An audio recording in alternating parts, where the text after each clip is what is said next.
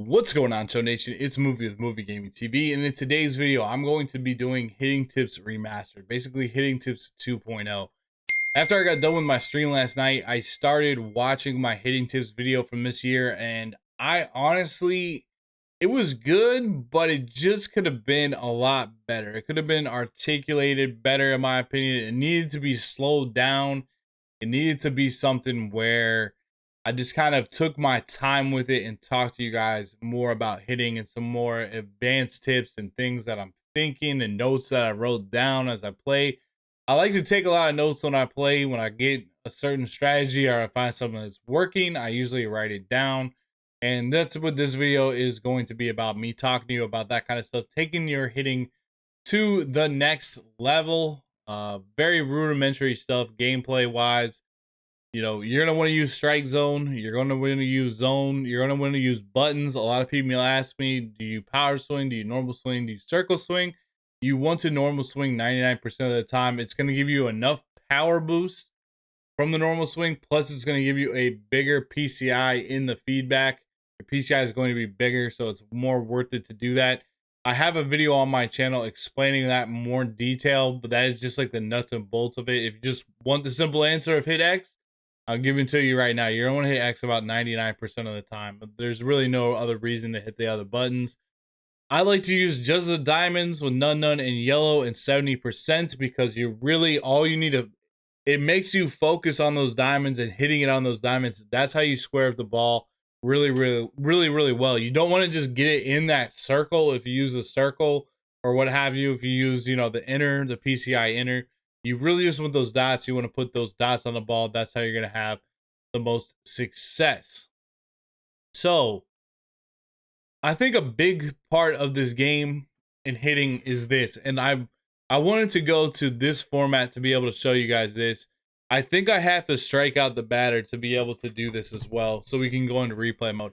Now, the biggest hitting tip I can give you guys is you need to pick up the pitcher's release point and you need to pick up the spin of the ball a couple feet after it leaves the pitcher's hand. So I think I have to strike out the batter to get to the point where we can look at a replay. I'll check it out here.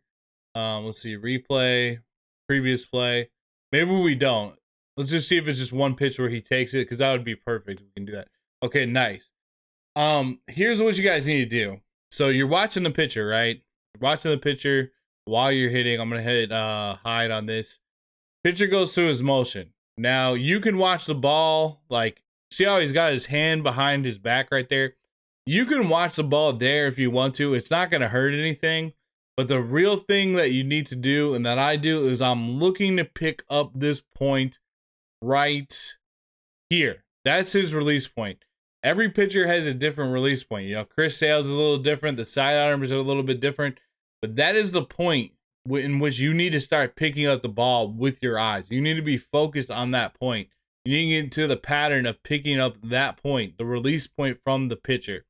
Then what you're going to do, and this is what I always say, is pick up the release point and pick up the spin. And the spin isn't necessarily the rotation of the ball as much as it is the movement of the ball once it leaves the pitcher's hand.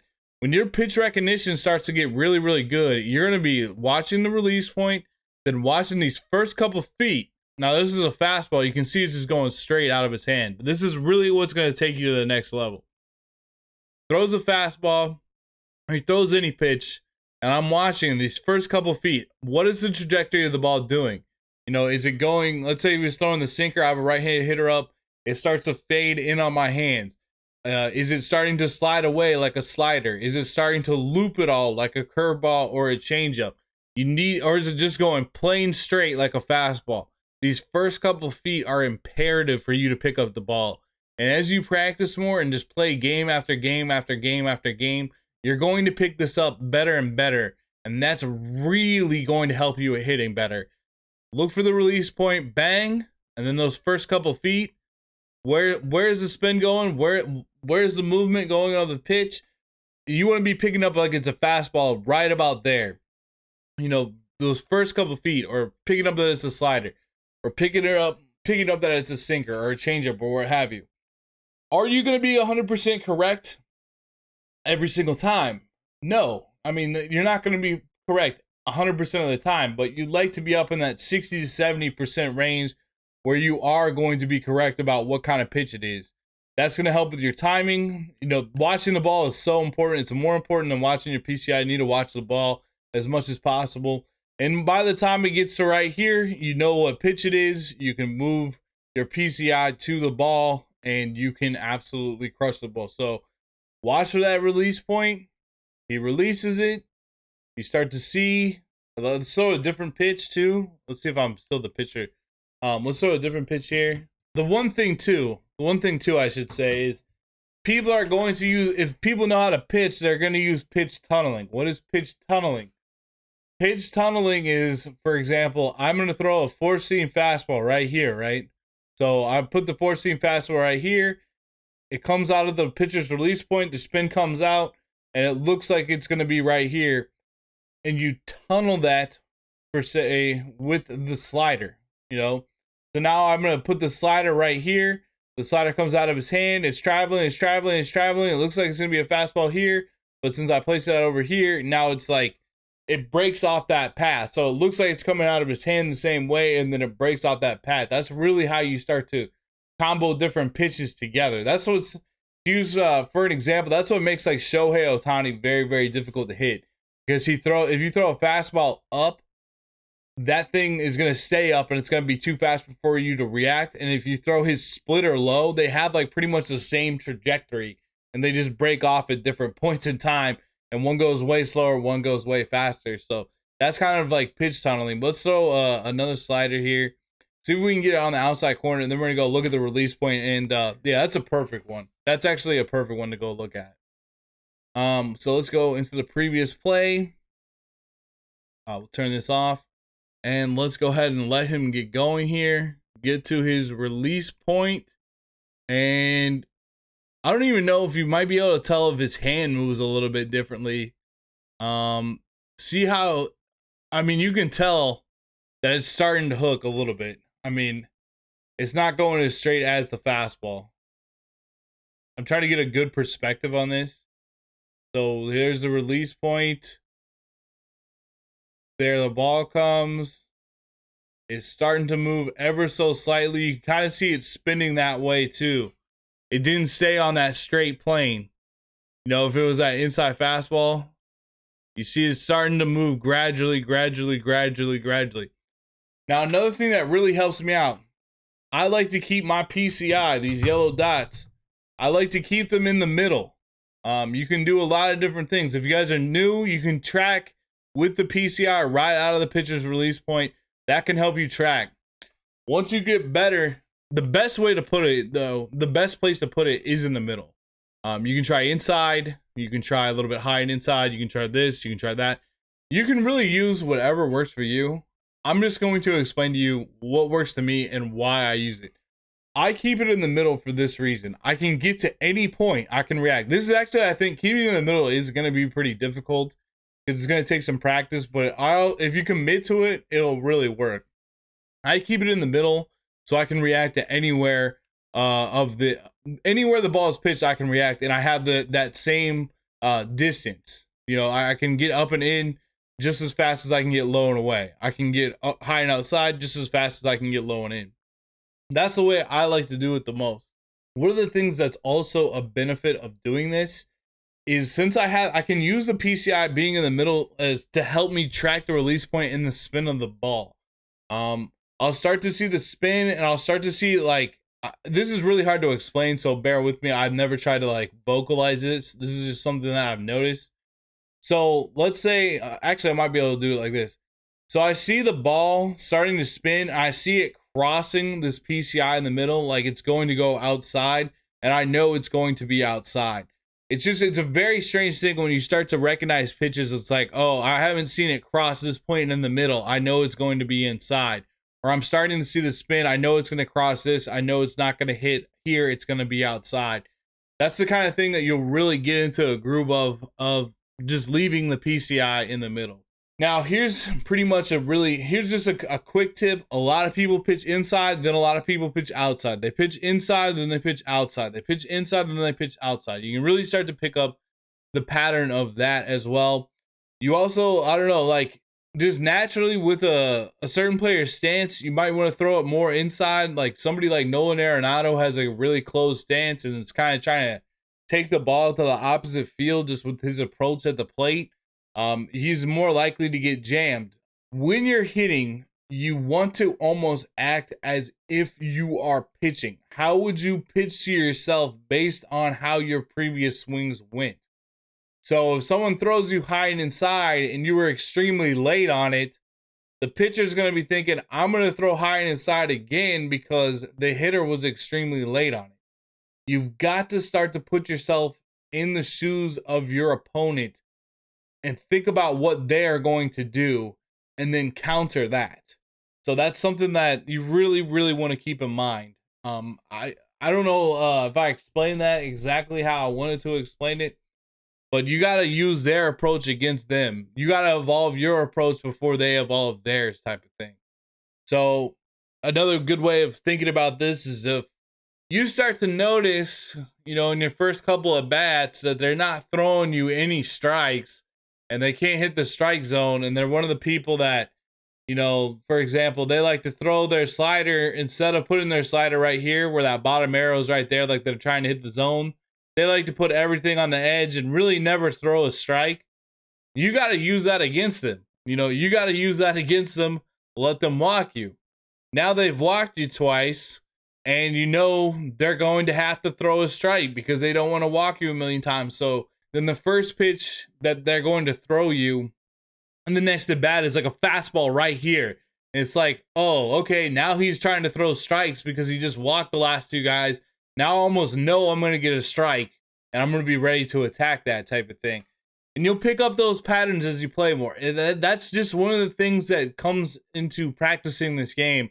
It's not always so much about moving the PCI to the ball. It's just patterns that you're going to pick up. Like last night on my stream, I noticed that, if someone does a slide step, a lot of the times when they do a slide step, they throw a fastball. They almost never throw off speed.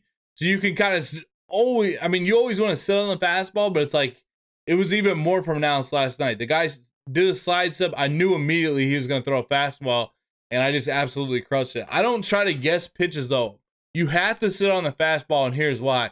If you don't sit on the fastball, the fastball can be blown by you every single time. You're going to be late, and you're not going to get good contact. You want to be getting perfect. You want to focus on pulling the ball as much as possible. And if you're never going to be able to do that if you're sitting on like a curveball or a slider and changeup. You just want to be sitting fastball and then notice that movement, and you're still going to have time because instead of it going at a straight line, it's moving like it is. It's not as fast, and you'll be able to react that way. You're going to be able to start seeing like sliders when they hang and circle changes when they hang and curveballs when they hang, and really it's really going to help you also when you notice fastballs and you sit fastballs to keep you from dropping your PCI. And I want to reiterate, you're never going to be perfect at this. There's no magic number, even with the best people in the world. There's no magic. Every single time I'm hit every single fastball 100% of the time. You're going to drive your PCI sometimes. You're going to read the pitch wrong sometimes. It's going to happen. But what we're trying to do is get you up to like a 60 to 70% range where you're not doing that as much. So let's go back over, I guess, some of these things. The biggest thing is read that release point, read the first couple, feel the ball. Knowing what pitches the pitcher has is so important too. Hit start. Take your time. A lot of times I'll be up to bat and they'll be pitching. I'll hit start for a second. I'll go and look. I'll see he's got a four seam, a circle, a curveball, and a slider. Sometimes if they got like just a four seam and a slider and a two seam, let's say, like it's a reliever, then I know I don't have to look for any curveballs or changeups. I'm just trying to recognize, is it a fastball or is it a slider? And I also would go and look at things like what is their cape or what is their control? Is it a pitcher that I know they're not going to be able to control well with, that he's going to throw all over the place? I'm going to adjust my approach and make him throw strikes because it's difficult to throw strikes with that card, type of thing. That's the type of thing you want to be looking for. You want to know what pitches the pitcher has so you know what to expect. You know what you're looking for. That will help you recognize quickly. Pitch recognition, that's how you really take your game to the next level. When you're recognizing pitches quickly, your hitting just becomes ridiculous. You know, a lot of times it's like, yeah, you can use your strikes and take till 2 strikes, but when you really want to just be recognizing pitches out of the hand, and when it's a strike, regardless of what the count is, just absolutely smashing. One of the things is too, if you start to take too many pitches, and I recognize that as a pitcher, I'm going to adjust and I'm going to start throwing a bunch of strikes in the strike zone. I'm going to get ahead 0-2 every count, and you're watching the ball travel too far before you know if it's a ball or a strike. And that's going to make you late on the ball because you're not picking it up within those first 4 feet or whatever. You're picking it up. You're trying to make a decision in your mind way too late if it's going to be a ball or a strike. And that's just naturally going to have you on your back foot, let's say. And that's going to, that's like a real life type of hitting term. That's going to keep you on your back foot too long, and you're just going to be late and you're not going to hit with any power. That's something I really wanted to explain was this release point and the spin type of thing, because it's one of those things like I can't explain without a replay or anything like that. As far as dropping your PCI, a lot of people are like, I dropped my PCI. How do I stop dropping your PCI? You never will completely, like I said, but just try to just really focus on hitting fastballs. That's how you don't drop your PCI. Just sell out on a fastball. Sell out on a fastball. If you swing over the top of an off speed, it's okay, but just sell out on a fastball. All right, so now I'm just gonna play against the computer a little bit, and I'll talk you guys through like what I'm thinking. Let's see. We're on Legend here though too. I read that pitch pretty quickly, I want to say. It almost looked like it was a cutter, but it kind of looked like a fastball out of his hand. I didn't see too much movement out of it. So I'm trying to figure out when I can see that movement out of his hand. That looked like a fastball almost immediately. Like you just tell the trajectory of it was a fastball. So I was able to turn on it pretty quickly. Let's see. Might pitch me inside. It's right on right with the fastball. He did pitch me inside, right on right with the fastball. That goes into thinking about how they're going to pitch you based on the situation. Right on right, probably going to be a fastball inside. Left on right here, has that cutter that he can jam in on my hands. That's a great pitch to use on line. Goes a fastball away, but that's a really good pitch that you can combo with the fastball inside that really, really works. It looks like a fastball the whole way. I just read fastball like immediately. I'm hoping you've been watching this video right now. You guys are trying to be able to read that pitch. It's not about guessing the pitch. It's about sitting fastball and then reading the spin. So that one had a little bit more of a loop to it. Let's see who's up. Shane Victorino. Foul that off. So he's got, to show you guys, he's got a fastball, the slurve, the changeup, and the cutter. That time could you not see the movement out of his hands? I know I missed the swing up, but could you not see how that thing was just dipping really quickly? Let me do a substitution so we got an actual hitter. We got we got Big Poppy here. Pick up this pitch. Say it out loud as you're watching the video right now. That was definitely a fastball. Let's see. So you gotta throw. Just throw a fastball. I might throw off speed. Threw a fastball again. That almost looked like that cutter. All right, let's see. You could just see that loop, and that was off speed like immediately. That was a changeup. It was a fastball. It never broke down.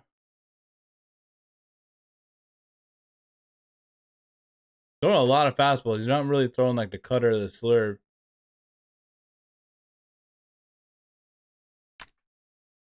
Saw the bend. I knew it was a changeup.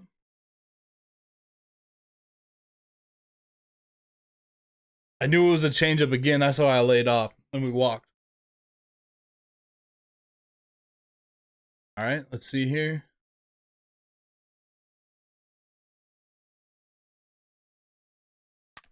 Red fastball the whole way. And that's what's really going to take your hitting to the next level. I mean, that's as important as anything. And then you're going to get moving the PCI down, or, your PCI placement is going to be better. Your timing is going to be better. We got Tony Gwynn up. Right, it was a change up. Knew that to move my PCI low and outside. Rib to hit there. I'm pretty sure we're still on Legend because my PCI is very, very small. Let's see, gameplay. Yeah, we're on Legend. All right.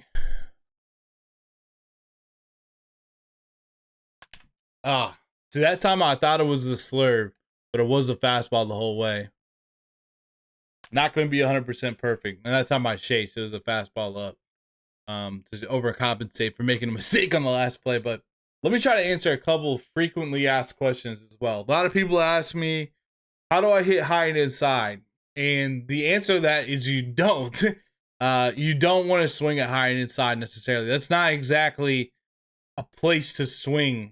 How do I explain it? I like to explain a lot of the times is like, it's like someone pitching you low and outside, man. It's not a good spot to swing at. It's only a place you protect.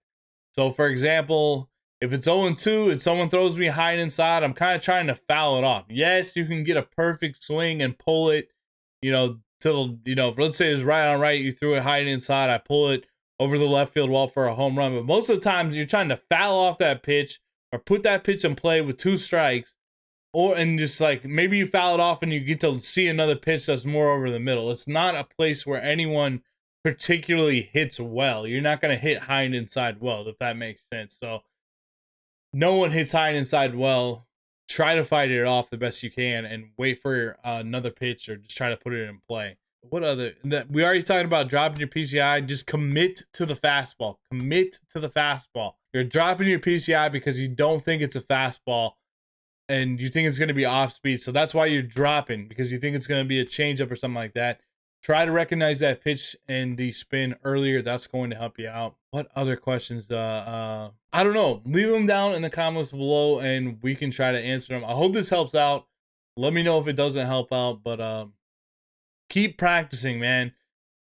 It shouldn't take, I don't know. It's just, this game is a matter of practice. I play this game all the dang time because I make content for it. I've been playing it for years. There's so many more repetitions that I've had, in a way. You know what I mean?